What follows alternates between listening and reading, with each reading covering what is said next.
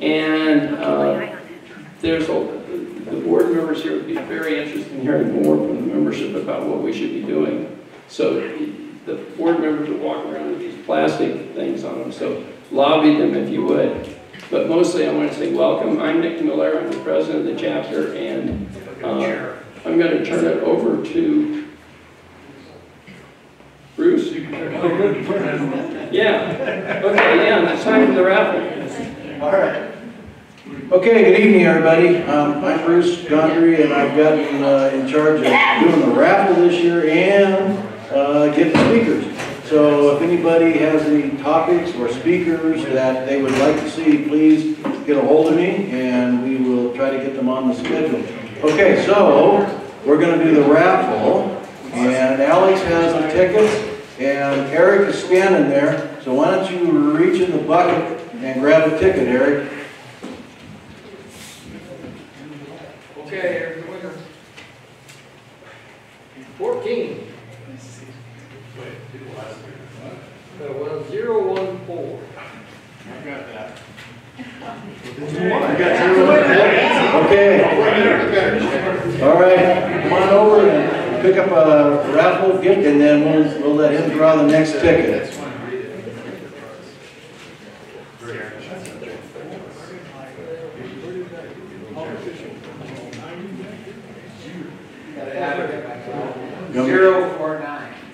$049. 049. You came out to me.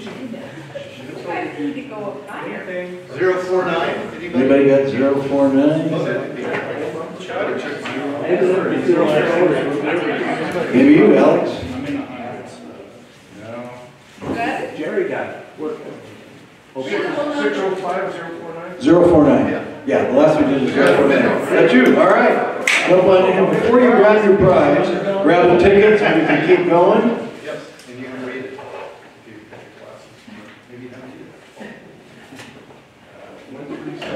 137.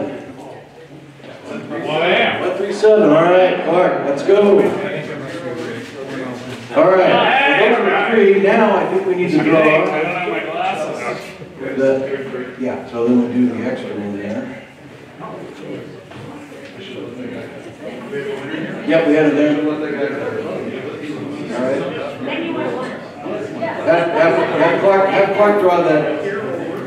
Clark, draw a yellow ticket there.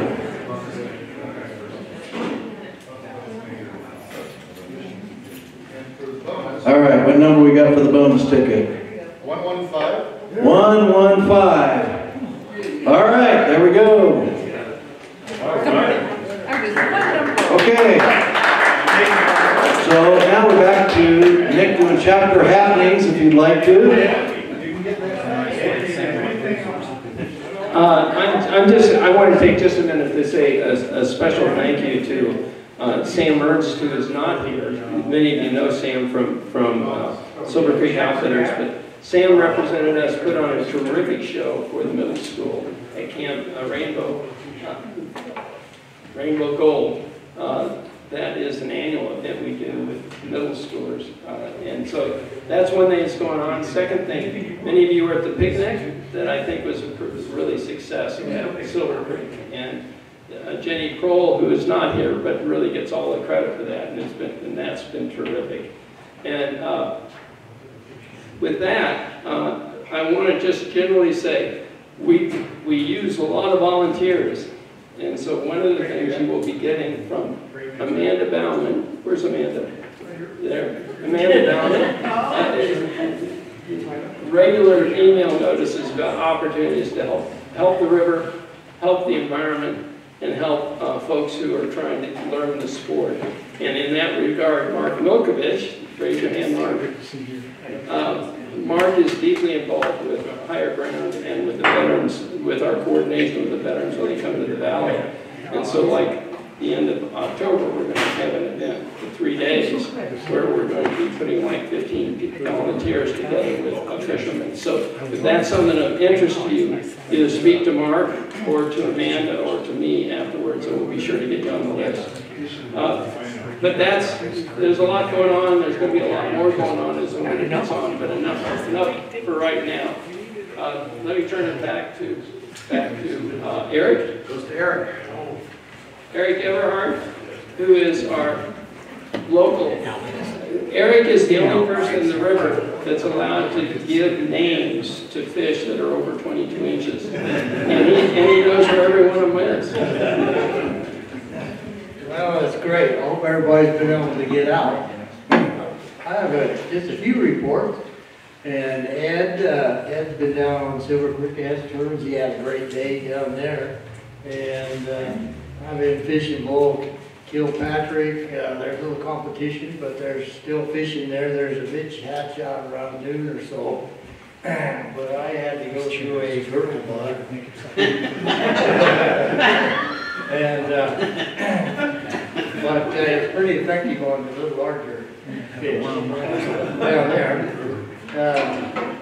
Fished Magic. Magic has been temperamental. The water's been shut off. There's not a lot of algae in the water, but if you're lucky, you'll get a fish. I think from the group that I've been out with, we average about one fish. And so, just not the population in there, but the ones we get are nice. But it's just great getting out, watch the weather, check for the wind, and things like that. And Mark, he was over on below Mackey, fished the Lost River. It wasn't the best of weather conditions, but which it can be there. You got to dress appropriately when you go in there, especially this time of year. But it can be a lot of fun. There's a little bit of pressure. You have to try to beat everybody else, of course. But let them go on down through the river. Most of them go too fast. Just don't try to, just slow down. And one of my favorites has been the Mackey Reservoir. And so from about the second campground, I park down there, and then I jump in my tube, and I go to the south side. And we've been getting a lot of really nice fish, a lot of anywhere from 14 to 20-inch natives. But there are also these old gomers in there. They're a breeder stock that they put in a couple of years ago. And they're always fun. They like a little flashy fly. And but use your hook extractor, because some of them are pretty tough looking. You almost don't want to touch them. Well, use your imagination a little bit. And but one of the different areas I was into the east and west fork of the Cimarron River, and I never fished that, but that actually is a pretty good little fishery down through there. So if you ever get on the backside of Bora Mountain and that drainage in there, there's some fun fishing, and there's some fun little lakes in there. Beautiful, outstanding country. Just watch out now for the archers and people like that. I went to one of those lakes. But has anyone else had any luck out there? The hatches, you know, it's just they're intermittent. You just have to wait and check water temperature and whatnot. But it's just great being out there. Now I did fish the South Fork of the Snake River below Swan Falls, and that's country I really like. And you can still walk to the river in several different locations. You don't have to float it, because boy, there's a lot of pressure there, people floating. But some really nice brown trout and rainbow back in there. And also the Teutonia River over by Victor Briggs. I was in there, and there again it's a little more restrictive, but there's some really nice fish. That's a great area to be in. So that's about all I have. Okay.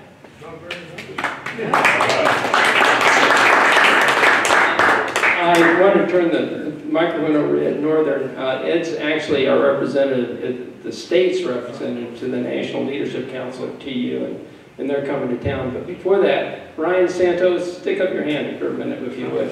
Ryan is the river director for the Wood River Land Trust, and if any of you have been in Colorado Gulch and see the damage he can do, it's really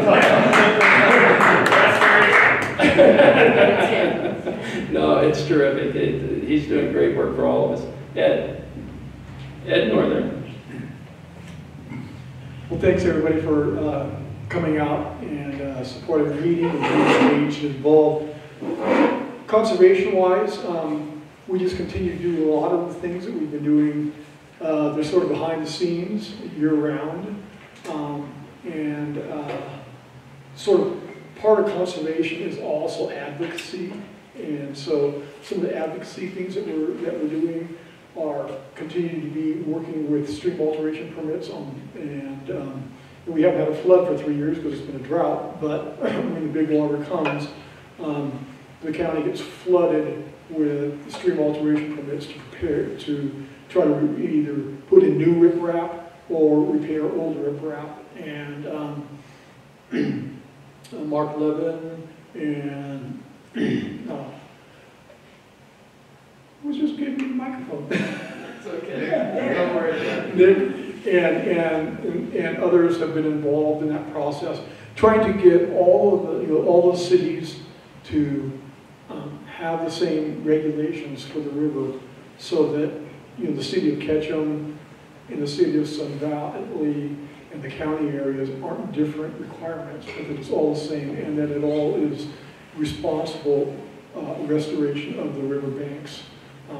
Ryan knows all about that because that's exactly what they were doing today down at Colorado Gulch, right? Yeah. They were down there. I had to come up to this and help, but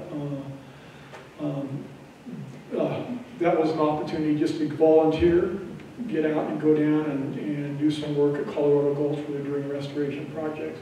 Some other restorations going on is down at Silver Creek.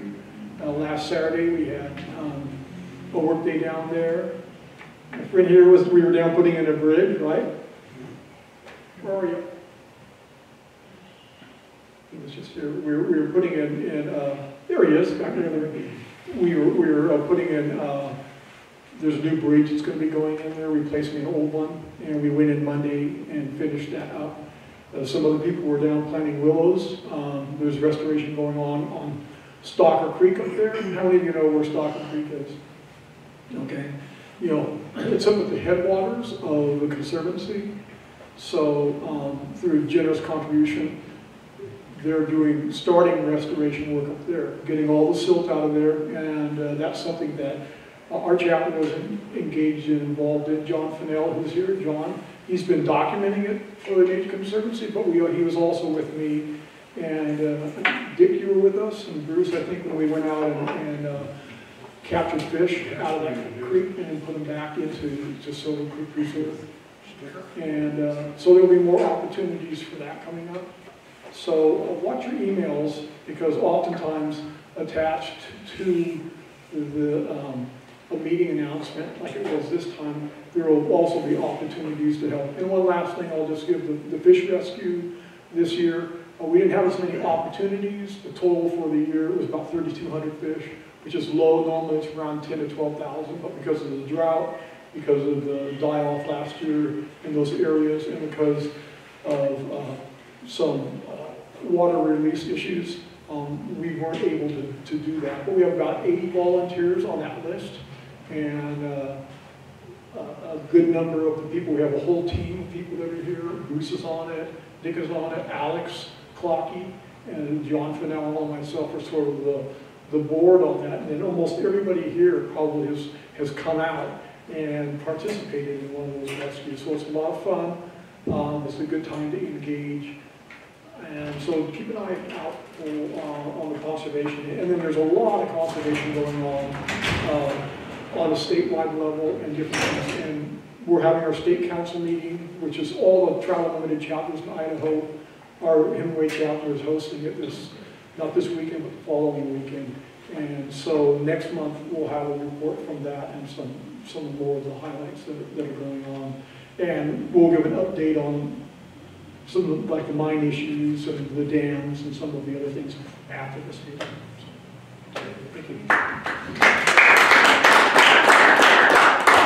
Thank you, Ed. Okay, a couple of real quick public service announcements here. Number one, the bathroom back here is not functional, so if anybody needs to use the restroom, you gotta go up the stairs or the elevator right there. And number two, more importantly, is Mike back here is gonna be gone from there for what, about 10 minutes? From 6 to 6:10, somewhere in that ballpark. So, if you need to get a beer, do it before 6 or do it after 6:10. He'll be back. But yeah, so he'll be gone for a few minutes.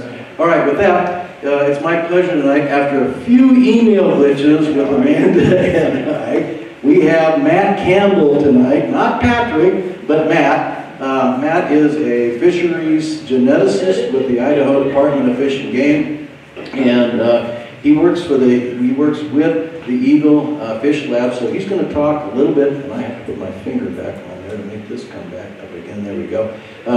He works with the Idaho Department of Fish and Game with the lab over there, and so he's going to talk to us a little bit about the lab tonight, and then more specifically, he's going to talk to us about red band trout in the Wood River drainage. So with that, please join me in welcoming Matt Campbell.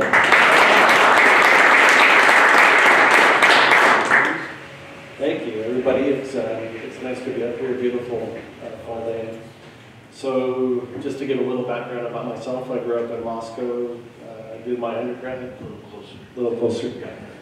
Did my undergrad up there, and then took a little time off, and then returned and did my graduate work there as well.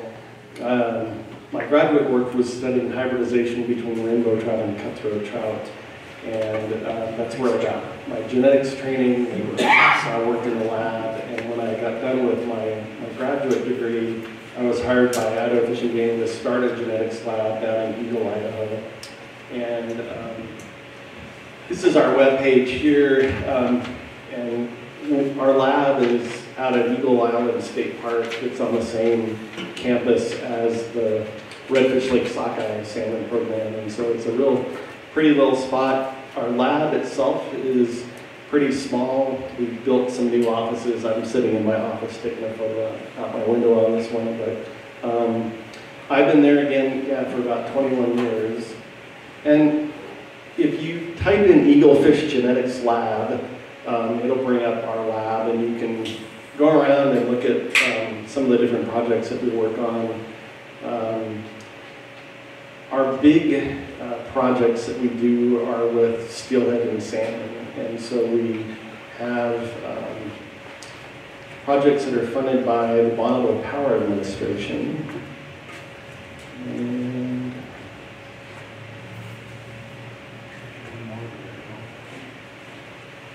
so I'll just briefly mention two of these large projects because I think they're really interesting. So about 10 years ago, we started on a project doing what's called parentage-based tagging.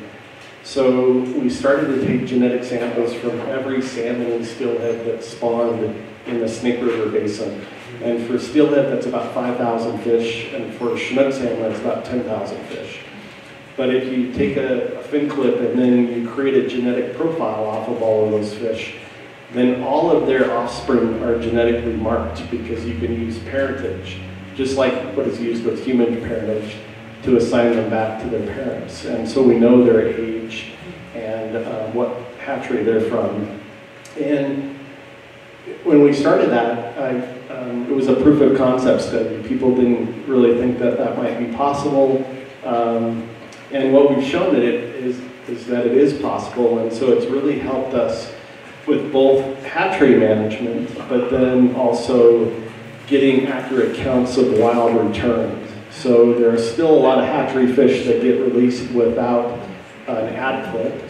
And the only way that you can tell them when they come back is through this genetic program. It really makes a big difference. But essentially, any hatchery, steelhead, or Chinook that you caught in the Snake River Basin are tagged under our program. You could send us a fin clip and we could tell you its parents.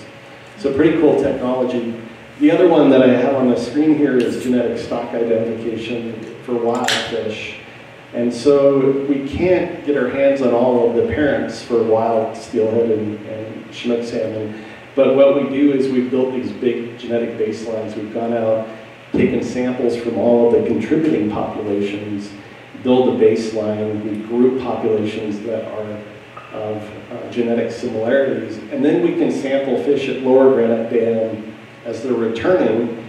We get a total count because they have a window count there, and then we parse those out by genetic stock. So we can tell the managers how many wild fish return to the Middle Fork Salmon River, or the Upper Salmon, or the Clearwater.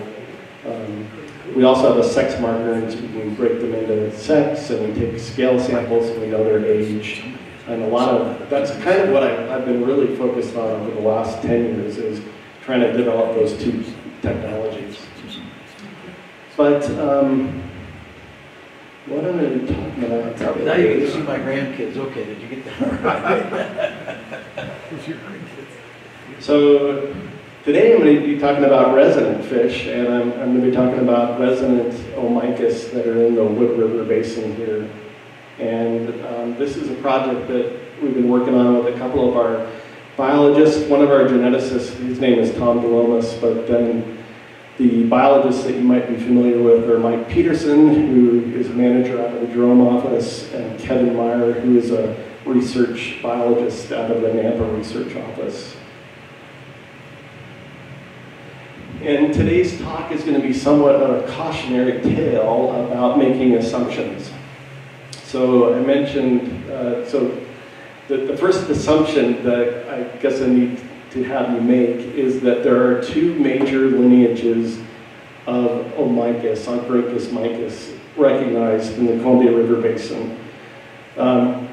Populations that are west of the Cascade Crest are considered coastal rainbow trout, and Omicus that are east of the Cascade Crest are considered interior Columbia River red bands. And in Idaho, everything is considered a Columbia River red band. It doesn't matter if it's an anadromous steelhead or a resident fish. And it includes fish up in the northern Idaho, up in the Columbia Basin, all the way down to our desert red band populations in the Oahes. So two different forms, coastal and interior. So as I mentioned, I've been working for about 20 years, and so that's me 20 years ago.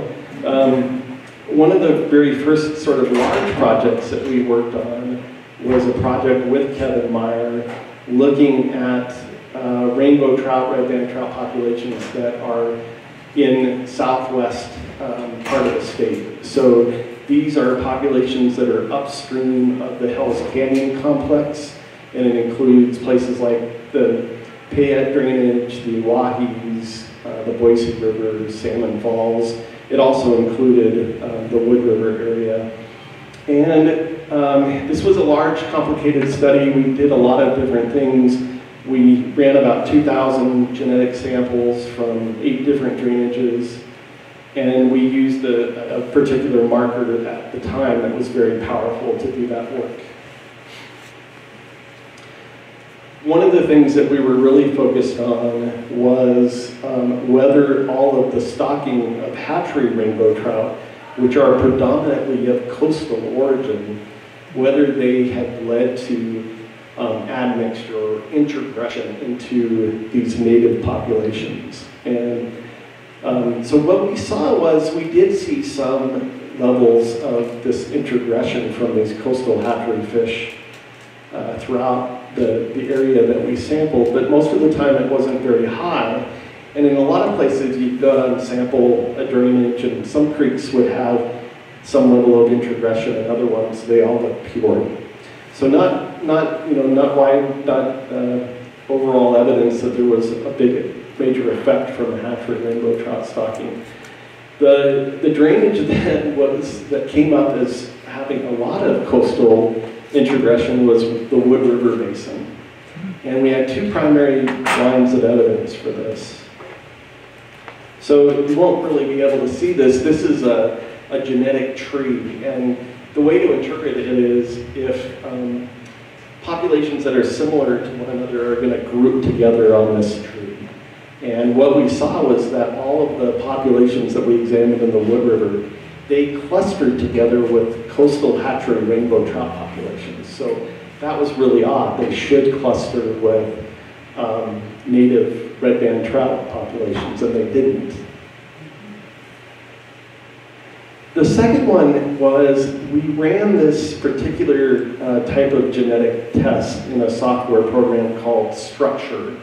And the purpose of this is this statistical test, you can tell it how many ancestries you think you have, whether you have, in this case, interior versus coastal, and it will estimate what proportion of the lineage is coming from those two different sources. And we thought it was a safe way to go for this study because we did have a lot of evidence of those two different lineages. And when we got into the Wood River Basin, they all look like predominantly like coastal lineage rainbow trout. Their ancestries were all 60 to 80% that looked like coastal ancestries. And so that was a very strong evidence that these must be admixed with all of the hatchery rainbow trout stocking. When we did that, we did ask whether it was surprising, and there have been previous genetic studies that have been done up in the Wood River Basin using other types of genetic methods.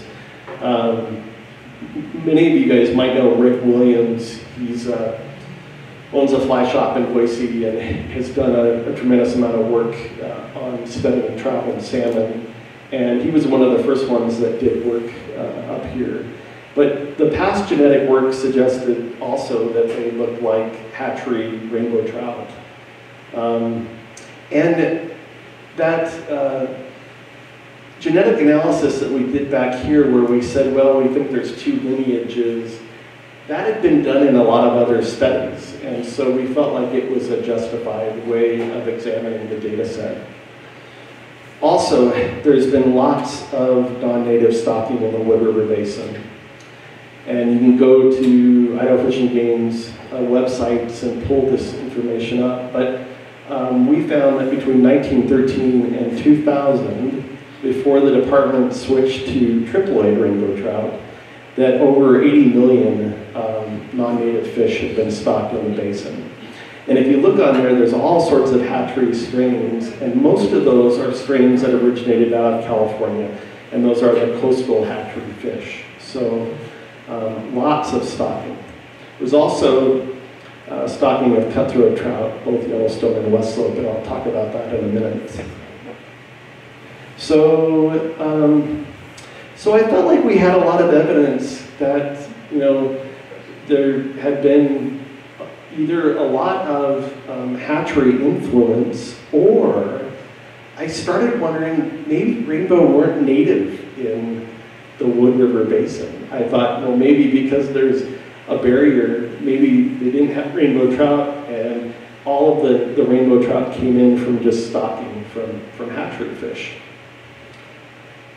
And you might be sitting there saying, well, that's kind of a nutty idea, and I do have some reasons that I thought that might be. One of which is, you guys are probably familiar with the barrier on the Wood River down near the Snake River Basin that flows over the Malad Gorge into the Malad River. And so that's an upstream barrier to fish movement, and it's believed that that barrier is older than Shoshone Falls. And I put this on here, you guys all know the drainage, but when I was giving this talk earlier, I relearning people, but again, this is the Malad Gorge right down near Hagerman, Idaho is where this flows, is where the Wood River comes out. Now, trout have been documented in the Wood River Basin for a long time, since the late 1890s, and there's a lot of pictures from the early 1910s of trout being caught, so there certainly were trout in here. And in fact, some of the earliest surveys by one scientist, his name is Everman, back in the late 1800s, he surveyed and identified trout. Now at that time, he was calling them cutthroat trout. But so we know that trout have been in the basin for a long time. But I do have to remind people that hatchery rainbow trout eggs from California were widely shipped across the country by the mid-1880s. And in fact, I learned that in South Africa they were established by 1897. And there's actually a proud group of rainbow trout fishermen in South Africa that work really hard to preserve their populations as well. So the last bit on this is that there were these results from past genetic studies, and none of these past studies suggested that red band weren't native to the Wood River Basin, but they all suggested that it had been heavily impacted from hatchery rainbow trout. And in some cases, they said that there wasn't any detectable native DNA left. So the research questions that we came back to on this was, are fish in the Wood River, are they native, contemporary? Do they look like other red band trout in Idaho? Are they some kind of native relic form? Are they non-native, or are they an admixture between native and non-native forms?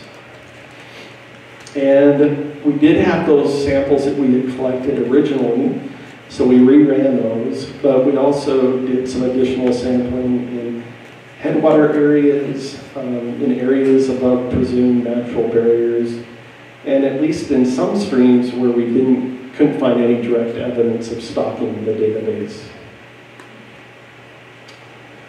We also increased the number of non-native hatchery strains. So I showed that slide of all the diversity of strains that had been run.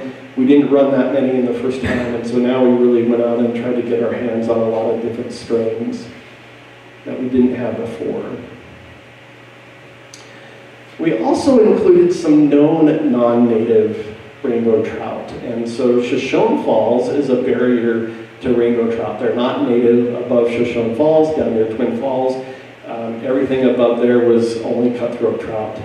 And so the Henry's Fork is a great place to go and get a sample. It's got a history of stocking that's very similar to the Wood River Basin, both in terms of the timing and the strains that have been stocked.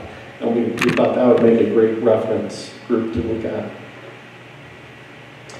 Our lab, as I mentioned, we've been doing a lot of this steelhead work, and so we do have samples of red band trout and steelhead throughout the Columbia River Basin. We got some additional samples from the Klamath and the Great Basin. Big data set in all, 7,500 samples, and we had 1,770 samples from the Wood River drainage. And then we included these other sort of reference populations. The genetic markers that we use now are different than the ones that we used previously, but I don't really think that they're more powerful. I think right now we're able to run these different types of genetic markers at a much reduced cost. There's some other advantages to them, but we did go back to all those old samples and we re-genotyped them with these new genetic markers. Within the panel that we have, we also have 28 markers that are diagnostic between rainbow trout and cutthroat trout, so we can look at that.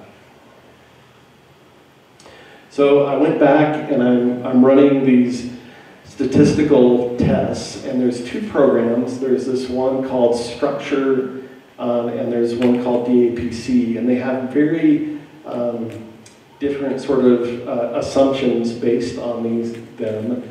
But they share the goal of trying to determine how many genetic clusters you have in your sample set.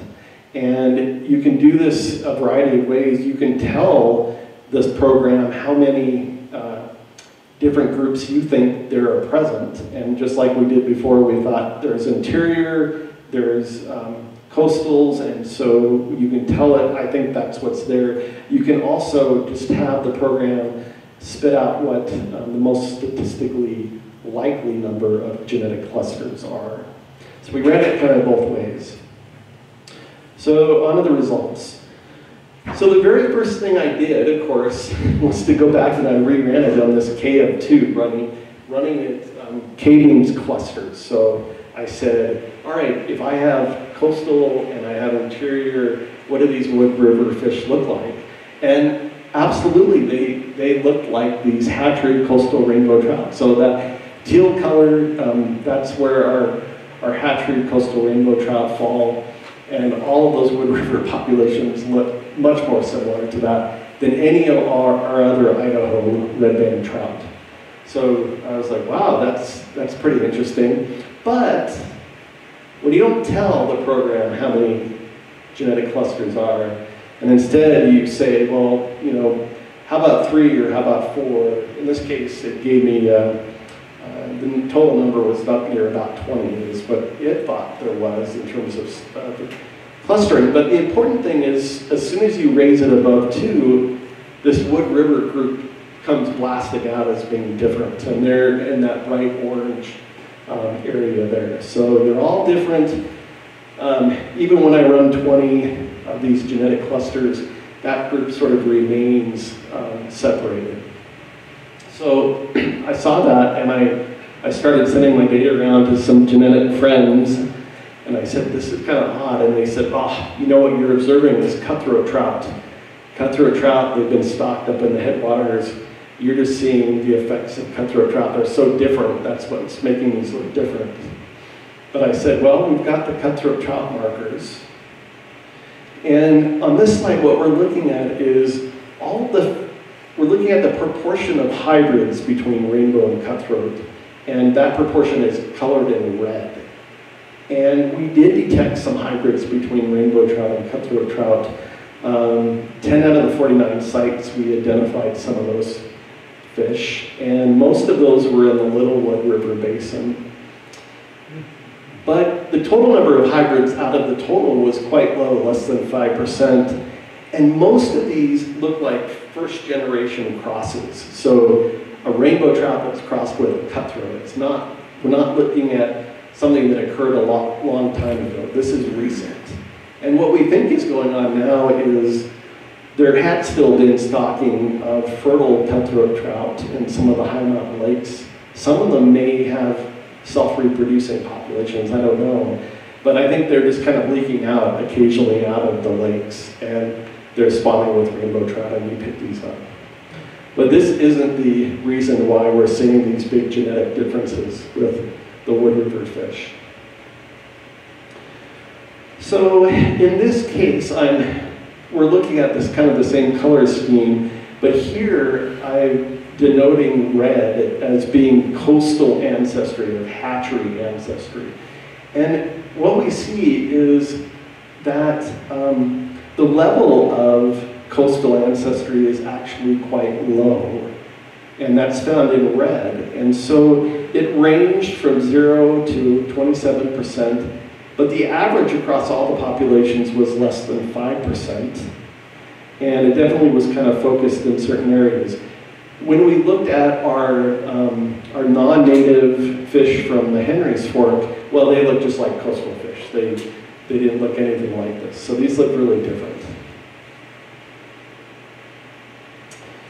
So finally, this is that other test that we're looking at. This is a DAPC, and this is attempting to sort of minimize genetic differences within groups and maximize differences.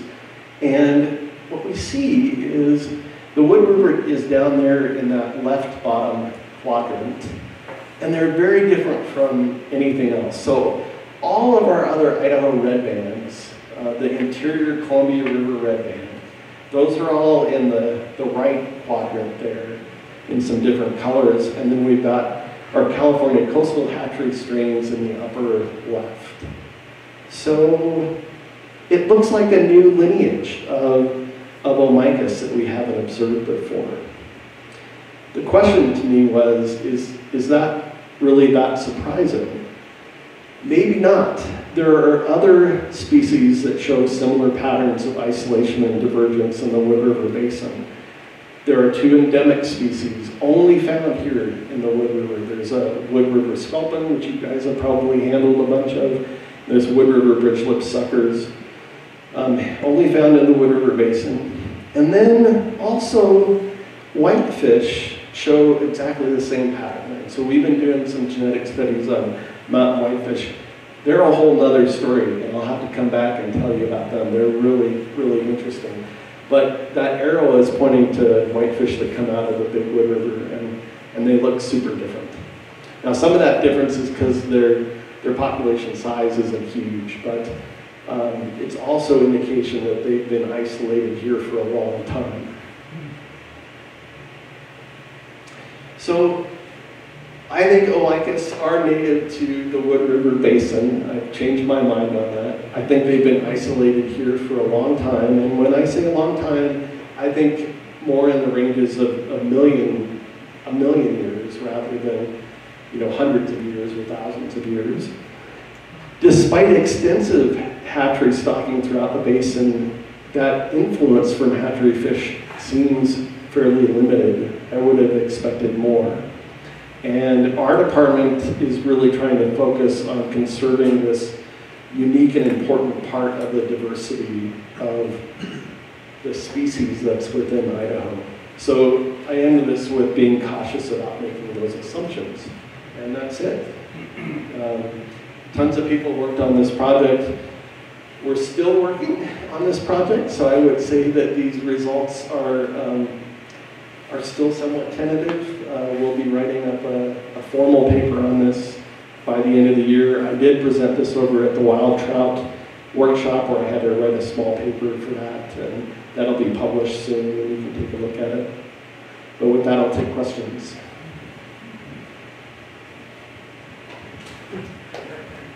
Yeah. I'm curious, you can tell genetically or however through markers one trout from another, distinguish? Absolutely. So one of the things that we do is you can do a mark recapture study just using genetics. So if you take a fin clip from a fish, run its DNA, and then next year you sample that fish and you run its DNA, you can come back and say, oh, I caught the same fish. So every fish is different, and they're so different that one of the tests that we do is say we run 2,000 fish on a run, we look for duplicated samples. And duplicates come up not because genetically you find duplicates, it's because someone out in the field ended up taking 2 genetic samples accidentally or something like that. But they're all unique. You just have to have enough markers. And same with humans. Everybody's unique with enough genetic markers. You have a question? So does that mean that often when we're catching a fish out here in the Wood River that we think is a rainbow, if it's not a hatchery fish, it could be a red band trout that's native to the area that doesn't exist in other parts of the state? Yeah, absolutely. So the naming part gets hard, doesn't it? So most people are familiar with rainbow trout, and that's what I use. And I told you at the beginning that actually all of that species in Idaho is called a red band trout, if you read in the literature. But I also use rainbow trout throughout the talk too, so it's hard to say one or another. But I would argue these fish don't look like other Idaho red band trout. They look very different. But they also don't appear to be simply coastal hatchery fish that were stocked into the basin.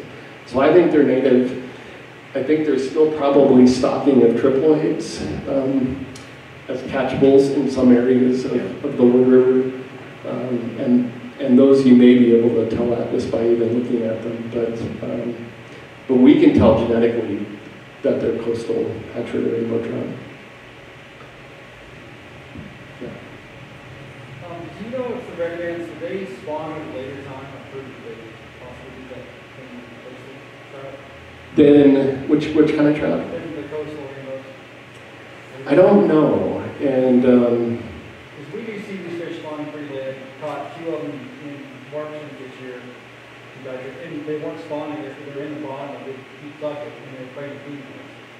Those are 5 around, and this is July 16th.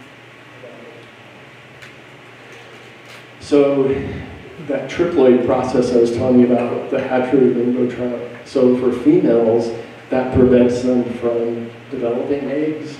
And so if you caught a fish that was had eggs, then that's definitely a native fish.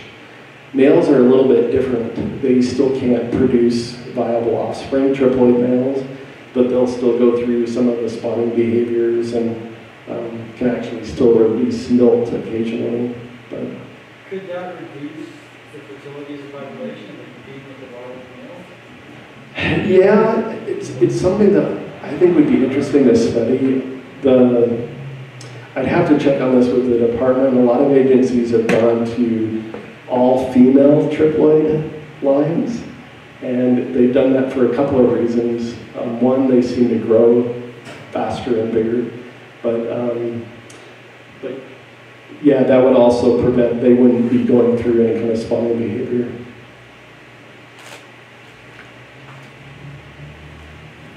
So part of the trout are not red bands. So is there a part of the river where the red bands are more prevalent, the northern part or the southern part? Or do you know that? For the most part, most of the populations all look fairly similar in terms of that level of ancestry.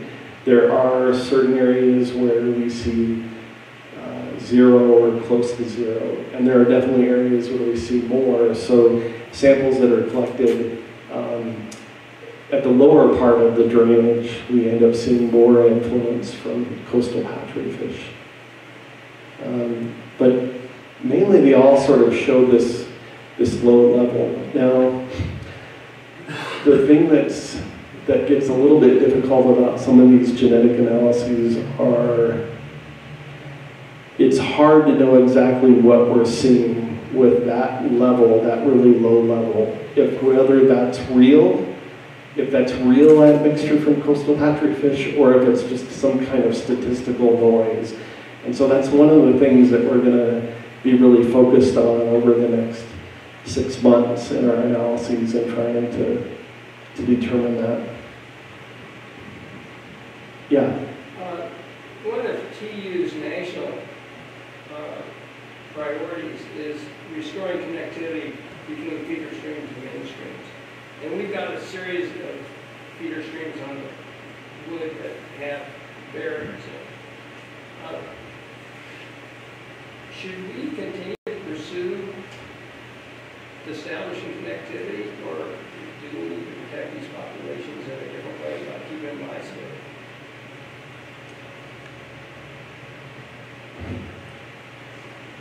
So I think that you can protect populations for different reasons, and so sometimes, it might even be other species, brook trout, for example, that you're trying to prevent from getting up into an area. Right now, it looks like, most of the populations that we're looking at have this low level of admixture, and I'm not seeing a real strong pattern where it's like, oh, all of the tributaries that we sampled here look totally pure. They're all showing that sort of low level. So I don't know, in terms of protecting the small differences that we're seeing right now, that whether keeping those fish apart is necessary. With that said, if you talk to different geneticists, they're going to give you different opinions about that. My opinion about it is that, so I've studied hybridization for a long time. I started with cutthroat and rainbow trout, and when you've got the spigot on and you're putting in a lot of fertile rainbow trout, whether on top of native red bands or native cutthroat trout, that's a problem, and you're going to have a lot of hybridization take place during that time. Once you turn the spigot off, you're sort of let nature take over, and natural selection is acting on those populations. So it's hard to know that diversity that's been mixed in, whether it's good or bad. I think you could argue forcefully that it could be good, especially if you think we're in an environment that's changing over time. So maybe that extra bit of diversity is not too bad. again, you're going to get very different answers depending on who you ask about that. And so there would be other people, I think, that would stand up in here and say, no, 100%, we want absolutely pure. If you have 10%, the best thing to do would be not to prioritize that population. But that's where I fall out. Are we trying to protect the red band or what? I mean, I'm not sure what direction we're going with. So for our department, this certainly opens our eyes. So, I mean, we think that they're special and that we want them protected. We started on news surveys last year looking at distribution and abundance within the Wood River Basin. And it follows up on a study that was done about 15 years ago so we can look at temporal changes. Kevin Meyer is the biologist that will be writing up the paper. He would be a fun one to bring up here and have him talk to you about that work. So far, it looks like that these populations have done a good job sort of holding steady. Most of the populations he revisited, there's still these Wood River trout in there, and they seem to be doing well. So that's good news for the department, and I think we would keep wanting to keep those surveys going. Yeah. Thanks for your talk, Matt. I was wondering if you could describe what would be kind of the next steps to solidify these red band trout in the Big Wood River as a unique subspecies, like the Wood River sculpin, like have that designation. So I'm not ready to designate them as a different in a different category yet. And part of that is, so subspecies is an interesting category. Our cutthroat trout are broken up into subspecies, and some of the definitions for subspecies and the criteria that are used seem to fit well with what we're seeing with the Wood River fish. So geographic isolation is a requirement, and genetic distinctiveness is a requirement. But depending on which definition you use, morphology is another one that needs to be looked at. Whether you can find evidence that there's actually adaptive differences between what we see here in the Wood River versus what we would see in some other drainage. There are also some subspecies criteria that are pretty conservative, and some of those require things like all of these populations have to share a common ancestor that's not shared with anything else. And I think that would be hard to demonstrate here, partly because there's been hatchery influence, but also there have been opportunities for mixture in natural ways. So there's probably been salmon river fish that historically slipped in occasionally into the Wood River Basin. And whether that Mille Gorge Falls is 100% barrier historically, I don't know either. So we as a department recognize them as sort of this unique component of the diversity of Omicus within the state, and we think that's important. And so I think it's great to tell people that. It's been a while back, but somebody did a study out in Jarbidge, and there was supposed to be pretty pure strain of red band over in that part of the country. I don't know. There's been a lot of work over in the Jarbidge and the Oahu's on those desert populations. And so one of the geneticists that I work with a lot, he works down in Hagerman, his name is Sean Naran. He's a big time fisherman. I think he's been up to this group before. But he did his doctoral work looking at differences of those desert red bands versus red bands that you find in more montane conditions. And he finds differences. If you look at water temperature, it is warmer where they live. There are these cool spots that they can get into, but if you actually compare over time, they do live in these warmer waters, and they're adapted to living in those warmer waters. A lot of those populations have received similar levels of, not similar levels of stocking, but they have received stocking, and a lot of those still look really pure and in good shape. Pam Harrington with TU, now she's Pam Harrington.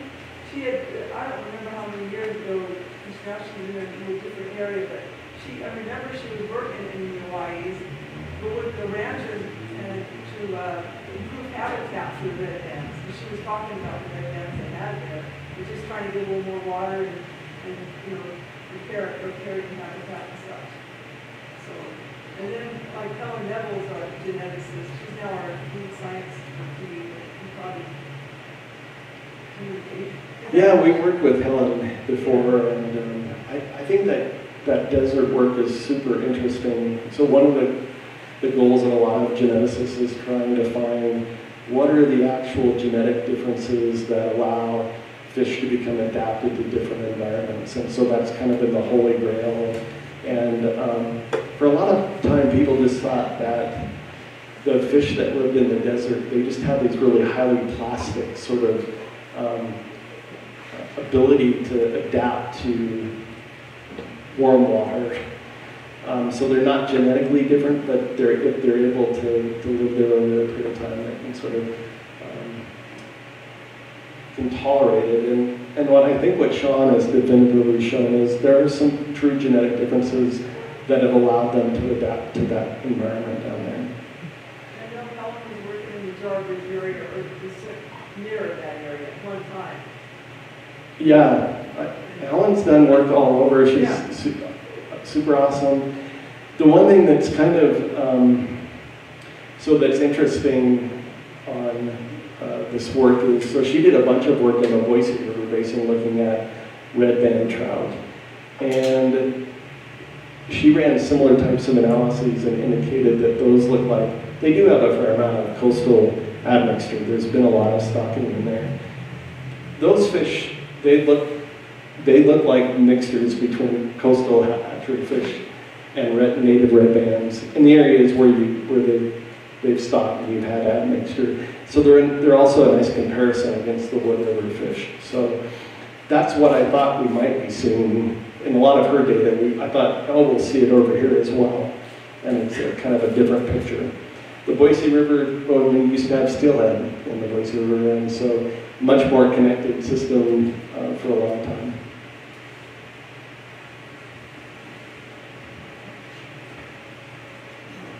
I have a question about the fish below Magic Reservoir. Seems like it's gone for over 100 years. The constant drought cycle this year gets dropped out. And the brown trout often die, the perch die, the bass die, the suckers die. And what's left seems to be kind of a rainbow with a little, typically, there's a little petrol slash on it. Is there something different about those fish down there? They're different than the fish up here. So and it seems to be an adaptation they survive.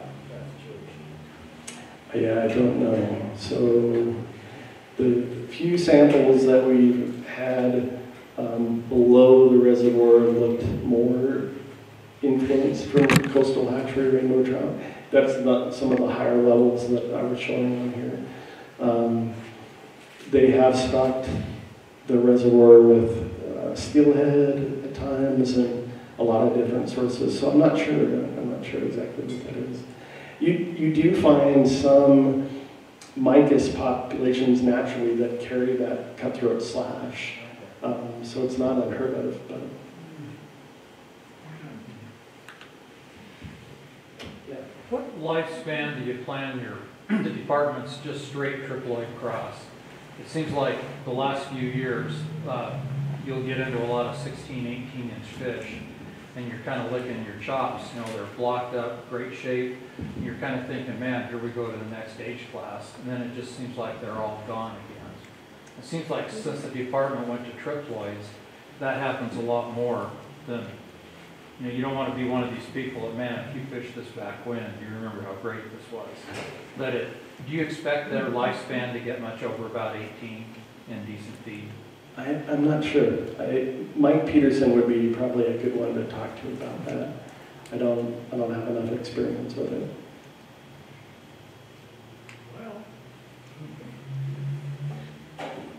Yeah. So where is this discussion within the department, and does it have implications for managing the river and stocking and the take ratios of the river? I think the department is probably somewhat at the same level that you guys all are too. They're very interested, they're excited about it. It prompted the work that we did last year up here trying to look at abundance and distribution. I think they like some of these other analyses completed. And then, we'll sort of go from there, I guess. But again, I think we recognize that this looks like an important component of the diversity of the species, not just in Idaho, but range-wide, and so that's pretty cool. I mean, again, I am in the lab a lot, and I'm not out in the field as much.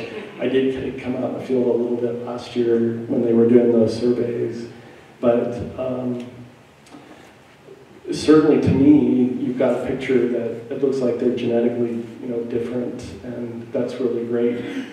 I think the ability to follow these populations over time, go back to the same spots and say, are they still here?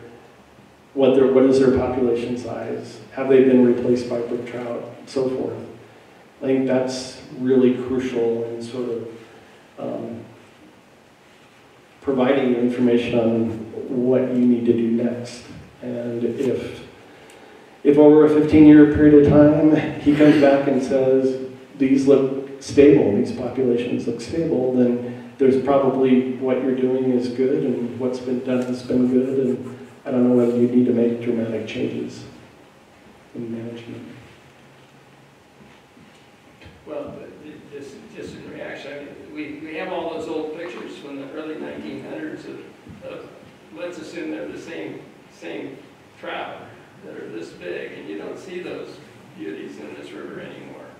And I know that's all a function of food and carrying capability of the waters and stuff like that, but it seems to me there may be a genetic, those pictures are not normal rainbow. And is there a way of making that happen in this river? Would be an interesting question.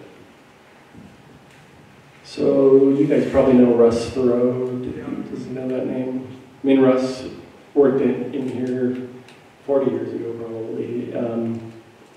I don't know enough about sort of what the river environment was like then, or before Russ. Russ is not 100 years old. I don't know what the river was like back then. Was it just a lot more productive than it is now? And maybe that's what produced those fish. I don't know. What do you think is? Well, my personal reaction is the river's not nearly as productive. I mean, we've stripped a lot of wood out of it. We've done a lot of things to modify the habitat, and that's got to affect the insect population and the food base that supports the population as a whole. But it also seems that, we've got a river that's got different take rules down it. We've got a portion that's pure catch and release. We've got a portion that's slot limited, and we've got another portion that's 6 fish a day. And that's why I'm thinking, if we've really got a unique species, it seems to argue for a more coherent approach to the river. But yes, my view, that's my view. Yeah. So Nick, I would look at it as if it's 1910s, it's probably the disconnect from Magic Reservoir. If it's before that, it could have been even the connection down below, because in 1922 they built the bypass canal, which dries up the river between Magic Reservoir both sides, kills fish on both sides, and also makes it to where the big ag flues might be coming up. In 1910 they built the Magic Reservoir. The Magic Reservoir has big rainbows. It's a great wintering ground. The fish that live up in Stand Crossing run down there and come back and forth, and they come all the way. And year before last, they came all the way through and were spawning all over this river. They couldn't make it back on. They were using the bypass canal. The river did not exist that year. And so what we really should be doing, I think, is connect to Magic Reservoir. Because we'll have a huge wintering ground for fish that actually grow in the wintertime instead of shrink. And so we really should be doing that. I think is connect to Magic Reservoir. Because we'll have a huge wintering ground for fish that actually grow in the wintertime instead of shrink. And so we really should be doing that. I think is connect to Magic Reservoir. Because we'll have a huge wintering ground for fish that actually grow in the wintertime instead of shrink. And so we really should be doing that. I think is connect to Magic Reservoir. Because we'll have a huge wintering ground for fish that actually grow in the wintertime instead of shrink. they're actually getting bigger in the reservoir. Up here, we're usually seeing fish either die or get skinnier. In the winter times, a lot of times down there, they get fatter and bigger. This spring is a classic example. There was less fish in the reservoir than last year, and the fish were a lot bigger than they were last fall. So I think that's the most important thing. If we want big fish and big wood, we can do is connect the Magic Reservoir. Just have a winter ground for the fish to go back and forth. And they'll spawn up here a lot coming out. That's why if you fish down there Bellevue, at the end of the summer, you see a lot of little baby fish. Those are the spawners coming up out of the reservoir spawning. And they will go back down. I don't know if you've ever fished down below in the dry river channel, which is a really weird thing to do. It dries up every single year, and you go down there and it's full of fish in the years it has water. You go down below back to the reservoir, it doesn't do that. Because the fish are not trying to connect back to where their parents came up from. There's still a connection of them trying to go back and forth. And they go down river and they come back up river. And unfortunately, it's a gravel bed with some big, huge pits in it that fill full of fish. I've seen thousands of seabirds down there feeding on them. And we have a big disconnection for killing fish and also not letting them get back to the river.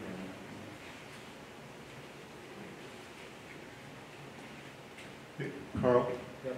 just curious, how far do you think fish, like, will fish up near Galena go, would they go all the way to Magic? Do they have to Galena connect? itself, I believe there's not too many fish in Galena.